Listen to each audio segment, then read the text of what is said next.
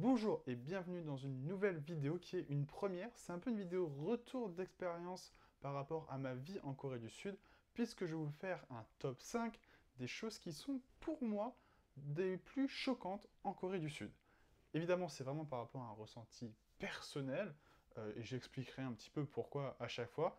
Parfois, c'est vraiment totalement personnel et vous n'aurez pas du tout ce souci-là. Parfois, je pense que vous serez totalement d'accord avec moi, et parfois, vous direz « Oh non, moi, en fait, ça me dérange pas tant que ça ». Et surtout, n'hésitez pas à me dire en commentaire ce que vous en pensez et votre avis personnel. Allez, on commence tout de suite par quelque chose qui, là, je sais, ça va pas concerner tout le monde, mais moi, ça m'a vraiment pas mal embêté, c'est pas trop dérangeant non plus, mais c'est qu'en Corée, tout est bas. Et moi, je fais quasiment 2 mètres. Donc, je peux vous dire que beaucoup de fois, les escaliers, je les passais comme ça. Tu vois, tu vas au restaurant, ton escalier, tu le passes comme ça. Dès que tu arrives à un endroit, tu faut faire attention. À un tel point que même ma copine, parfois dans le métro et tout ça, elle était là, elle fait Mathieu, attention. Elle, évidemment, je te rassure, elle fait 1m58, elle passait large. Mais elle était là sur tous les trucs fais attention, fais attention, fais attention, fais attention. Parce qu'il y a vraiment beaucoup de choses qui sont très basses. Et quelque chose qui m'a vraiment choqué, et là où je m'en suis rendu compte, c'est que quand je suis allé à Lotte World, qui est le parc d'attractions de Lotte qui se situe au plein milieu de Séoul, je me suis vu interdire l'accès à des attractions.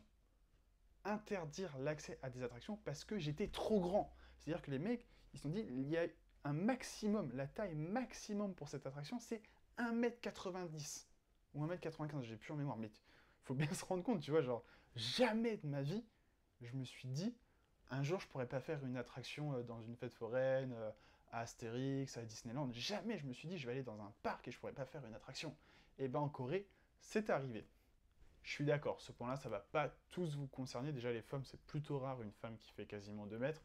Et même chez les hommes, c'est pas encore la moyenne. La moyenne française, on n'en est pas encore là. Mais si vous êtes grand, sachez qu'en Corée, vous rencontrerez ce problème.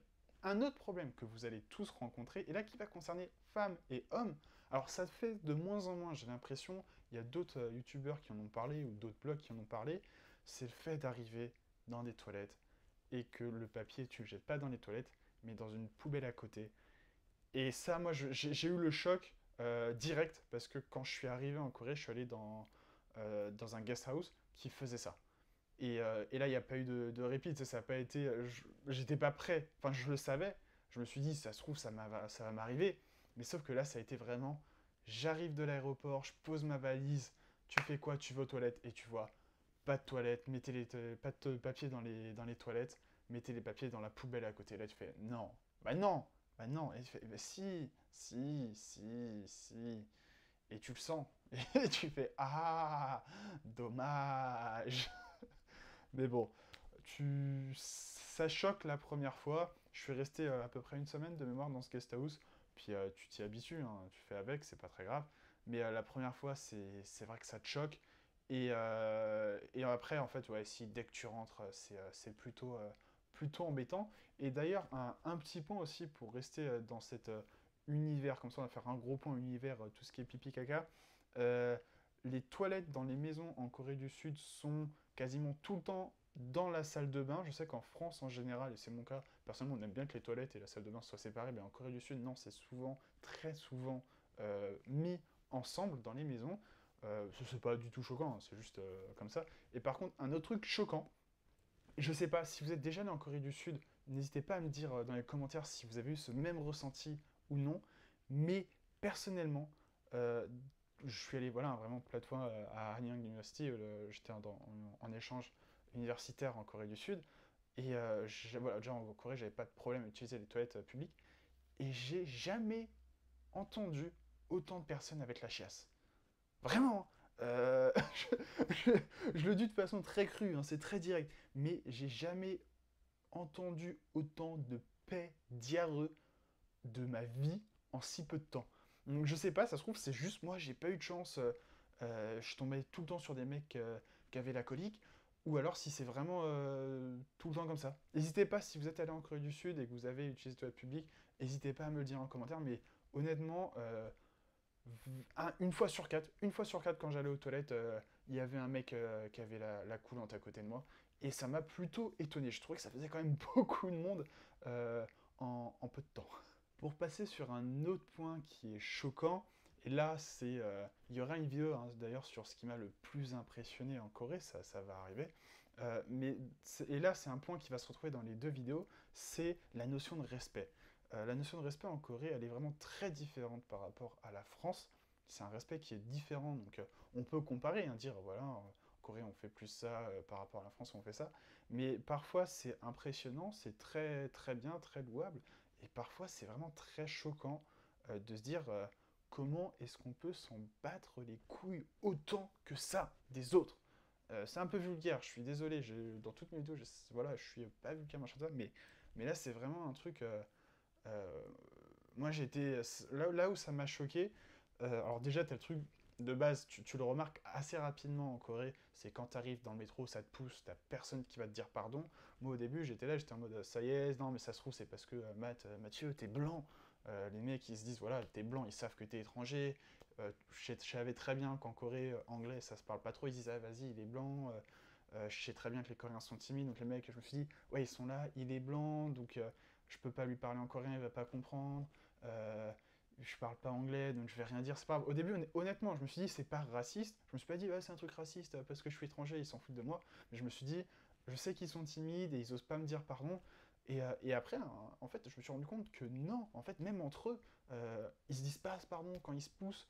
Et là où je m'en suis vraiment rendu compte, c'est que j'étais avec une amie dans le métro et on n'était pas particulièrement collés, ça allait, et on se tenait debout avec Milan, vous l'avez vu d'ailleurs dans des vlogs, et il y a un mec dans le métro qui met sa mallette au-dessus et qui lui fout un coup de coude dans la tête et qui dit rien. Il dit rien le mec. Et moi j'étais là, j'étais parti pour dire, même si je parlais pas coréen, j'étais parti pour dire, je sais pas, fais quelque chose, excuse-toi. Et elle m'a regardé, de suite vraiment elle m'a regardé, et elle m'a fait non non t'inquiète, c'est bon, je vais bien. Mais le mec il s'excuse pas. Et j'étais mais comment tu mets un coup dans la tête de quelqu'un? T'as pas fait exprès, le mec il a pas fait exprès, il est pas arrivé, boum. Non non, t'as tranquille, tu vois, il l'a pas assassiné. Mais voilà, dans le mouvement, tu vois, et tu fais ça en France, bah, tu dis ouais, excusez-moi. Et là non, et là c'est vrai que moi ça m'a choqué. Et je me suis dit ah ouais, là c'est choquant, c'est vraiment une grosse différence. C'est quelque chose, en France, c'est vraiment inconcevable. Euh, Tout le monde, quasiment. Franchement, je pense que tout le monde serait excusé. 95% de la population française se serait excusée. Et il y a toujours une part de Mongols, hein. Voilà, hein, c'est vrai. Mais tandis que là, en Corée, quasiment personne ne se serait excusé, sauf si c'était quelqu'un de plus âgé. Là, il se trouve que mon ami était plus jeune que cette personne-là. Si c'était quelqu'un de plus âgé, peut-être que là, oui, ça serait excusé. Mais en tout cas, dans le sens vers quelqu'un de moins jeune, walou, c'est pas grave, on continue la vie comme c'était. Et pour continuer, pour donner d'autres exemples, de choses toutes bêtes, hein, qui sont pas très graves, mais par exemple, tenir la porte. Moi, je sais que à Hanyang, euh, tenir la porte, il y a très peu de personnes qui, quand tu rentres dans le bâtiment principal, très peu de personnes ont tenu la porte sur un semestre, hein. Je suis resté un semestre là-bas, en un semestre, je pense que ouais, non, peut-être pas juste 10 fois, mais pas beaucoup plus, hein. On m'a tenu la porte. En général, les gens, ils rentraient, ils s'en foutaient de toi, si t'étais loin ou pas. Et là où tu le remarques, c'est que quand toi, tu tiens la porte à quelqu'un qui est derrière, le mec, il est choqué. Le mec, il... Oh, comme ça, comme ça, mais tranquille, tu vois, je t'ai juste tenu la porte, c'est normal. Te mets pas dans tous tes états. Les mecs, ils faisaient vraiment la tête exacte de quelqu'un qui était choqué, genre oh, c'est trop sapin de ta part, jamais j'aurais pensé à faire ça, mais en fait c'est trop gentil. Bah ouais, mais en fait chez moi on fait tout ça, tu vois. Et c'est là que c'est voilà, c'est encore c'est des petites choses, c'est pas super grave, mais ça montre que la notion de respect envers les autres est vraiment très différente entre la Corée et l'Asie en général, je dirais même, et la France et même l'Europe et, et aux États-Unis aussi, Canada et tout ça, c'est encore différent. Alors pour ce point-là, je vais être honnête, j'ai vraiment beaucoup de mal à l'expliquer, je sais pas pourquoi, mais je vais avoir l'impression, et là c'est vraiment du pur ressenti personnel, que en Corée, on est encore très sur une société très individualiste. Alors autant oui, on partage beaucoup de choses avec la famille, ils sont très soudés au niveau de la famille, sur les événements familiaux, là, quand je fais la vidéo, en tout cas, en plus, on est sur la période de Chuseok, donc voilà, toutes les cérémonies pour les ancêtres et tout ce qui va avec. Mais là où je dis c'est très individualiste, ça va être sur un peu cette culture de la réussite, cette pression sociale même hein, sur la réussite, que ce soit pour l'école, pour après quand tu as un job. Et j'ai l'impression, moi, ça montre un petit peu d'individualisme dans la société. C'est vraiment quelque chose que je trouve très compliqué à expliquer, ce ressenti que j'ai. Ça veut pas dire que c'est mal non plus, hein. Faut pas être totalement individualiste, ils sont pas totalement individualistes, hein. Ça se prouve, voilà, quand vous parlez avec des Coréens, ils vont toujours essayer de vous aider, même s'ils parlent pas anglais. Mais je pense qu'il y a ça un petit peu, cette culture vraiment de l'individu soi-même et qui va essayer de se pousser soi-même avant les autres. Si je devais te donner un exemple, ça serait par exemple quand j'ai fait le vlog, et j'en parle d'ailleurs dans le vlog à Bukhansan, qui est donc la montagne la plus élevée qui se situe à côté de Séoul. Euh, et là où ça fait vraiment un gros contraste, c'est que par exemple, si vous prenez dans le métro, les Coréens, et vous le voyez aussi dans mes vlogs, vous voyez, ils s'alignent. Quand ils font la queue pour un bus, ils s'alignent, t'as personne qui double et autres, ils sont là dans leur petit costume tout beau, hop, ils sortent du travail ou ils vont au travail ou je sais pas quoi, et ils s'alignent dans le métro pour les bus et tout ça. Là où, à contrario, à Bukhansan, on n'est plus dans cette culture, dans cet environnement un peu, oh, je suis dans la société. T'es dans la montagne, t'es dans la nature. C'est un peu comme si, voilà, l'individu, la vraie nature de la personne revient à lui.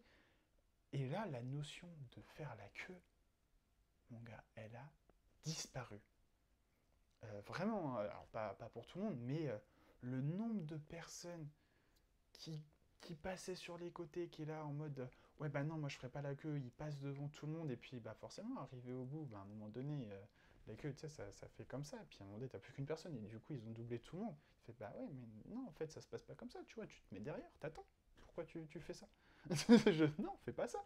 Et, et vraiment tu vois c'est vraiment sur ça où je me dis ouais c'est un peu individualiste, peut-être le mot il est faux, mais culture un peu fausse, vraiment culture de l'image de soi, vraiment genre un peu oh je suis dans un contexte professionnel et tout ça, je vais montrer une bonne image, mais à partir du moment où je suis dans un endroit où au final je sais que ces gens-là je vais pas les reconnaître, ils vont pas me reconnaître, je vais jamais les revoir, bah vas-y je peux tracer, on s'en fout, je les respecte pas.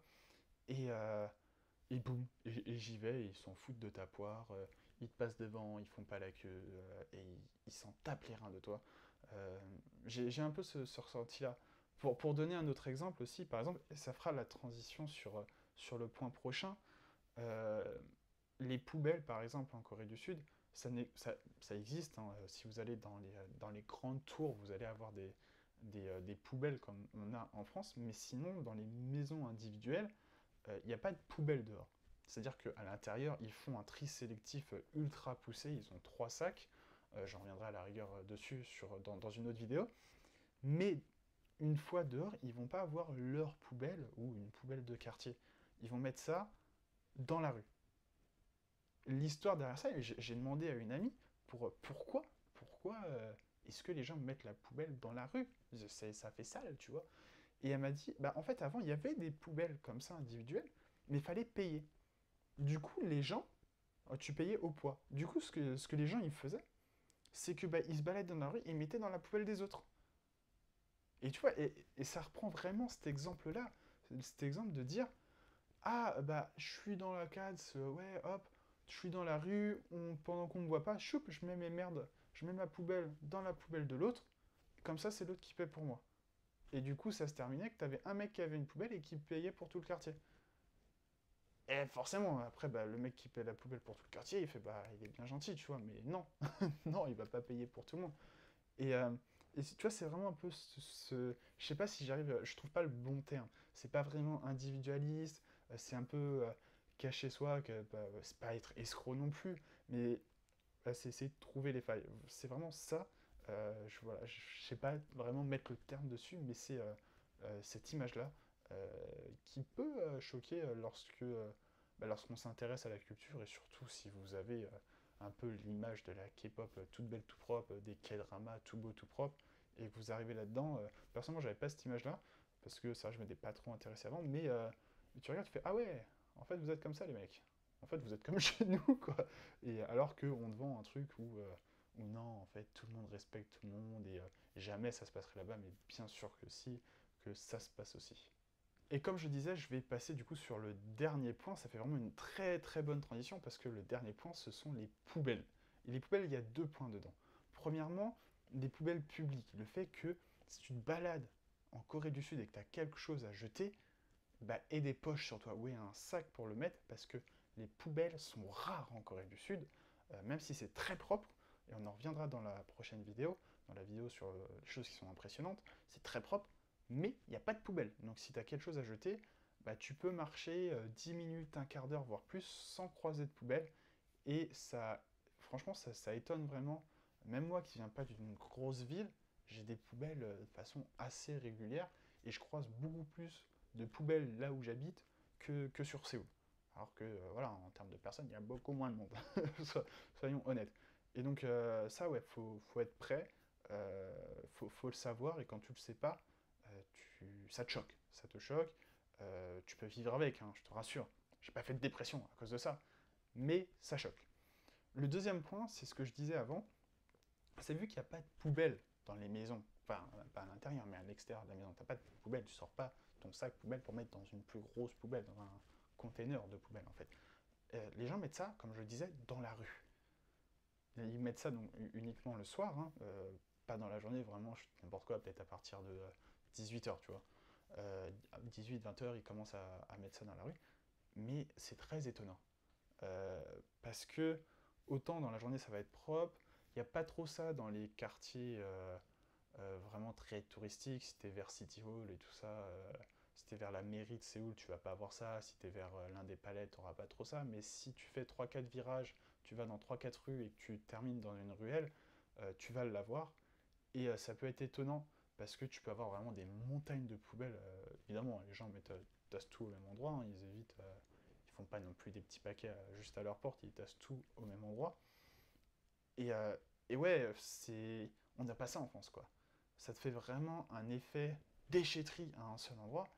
Et tu sors, et moi je m'en souviendrai, parce qu'il y avait un point poubelle. Je l'appelais le point poubelle. Entre la station de métro et là où j'habitais. Et waouh, tu sors, tu te balades et tu fais, tiens, c'est quoi ça? Et la première fois, vraiment, la première fois, je me suis dit, c'est quoi ça? Puis, tu sais, je m'approche, c'est sur ma route, et je fais, ah ouais, c'était des poubelles, tu vois, mais hein, il y avait vraiment, je sais pas s'il y avait une fête, un truc particulier, tu vois, mais t'avais vraiment beaucoup de poubelles à un seul endroit. Et ça, tu te fais, ah ouais, quand même. Et c'est là, à ce moment-là, j'ai réalisé, mais pourquoi il n'y a pas de poubelle personnelle pour les gens? Et c'est vraiment très étonnant. Je reviendrai sur ce point-là dans la prochaine vidéo, dans ce qui est étonnant du bon côté, là c'est ce qui est plutôt choquant, ce qui fait ah ouais ça se passe comme ça là-bas. Donc vraiment ça fait très sale, ça fait un peu moyenâgeux, tu vois, de se dire tu mets tes poubelles dans la rue, c'est plutôt étonnant comme système, mais bon c'est comme ça que ça se passe. Et en tout cas, je vous le dis, hein, le lendemain matin il n'y a plus rien. Mais bon ça on en reviendra dans la prochaine vidéo. Voilà, c'est pour moi un petit peu ce qui choque, ce qui m'a le plus choqué en Corée du Sud. Je pourrais ajouter une chose aussi, c'est le nombre de flyers de prostitution qui traînent par terre. Il y en a un grand nombre, c'est distribué, mon gars, c'est en veux-tu, en voilà. Je les ai jamais vus les distribuer, mais c'est les mecs qui passent en scoot et ils les laissent tomber sur le sol. Il y en a vraiment beaucoup. J'avais été habitué parce qu'il y en a pas mal aussi à Londres. Et j'ai vécu 6 mois à Londres, il y en a vraiment pas mal à Londres, donc j'étais habitué, mais en Corée, il y en a vraiment beaucoup, beaucoup. Donc si t'es pas habitué à voir des demoiselles très légèrement vêtues sur des flyers avec un numéro de téléphone, ne regarde pas le sol la nuit, parce qu'il y en a beaucoup sur le sol la nuit.